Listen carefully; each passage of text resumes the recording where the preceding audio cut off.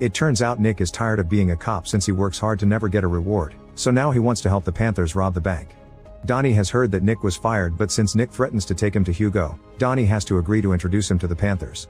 The next day Octopus men arrive in France and talk to the local criminals for clues. They get a video of Donnie and discover he was the last person the diamond tracker detected. Meanwhile Donnie introduces Nick to Giovanna while the rest of the team watches them at a safe distance. After the meeting is over, the other Panthers tell Giovanna they're suspicious of Nick because he used to be a cop, but Giovanna points out he's the key to getting into the vault. Later Donnie convinces Hava to rent him some space in a vault, claiming he has some inventory coming.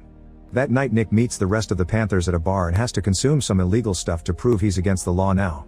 Then he dances with Giovanna so closely that it makes Marco jealous because he and Giovanna used to date. Donnie tells Nick to cut it out or he'll get in trouble, but Nick ignores him and keeps touching Giovanna. A furious Marco separates them and headbutts Nick, triggering a fight. As the men hit each other on the ground, Donnie wants to stop them, but Vic blocks him and starts fighting him too. Soon security arrives and kicks the whole team out.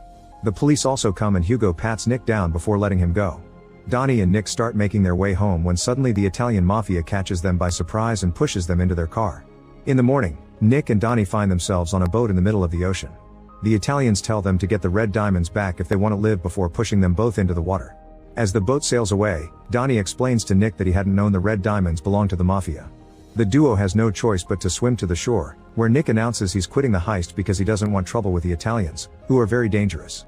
A few hours later Nick watches the local guards from his balcony while he gets a call from Donnie, who convinces him to join the heist again. Then Nick meets with the team and learns that Marco and Vic have quit. After covering Nick's head, the team takes him to their headquarters to discuss the plan.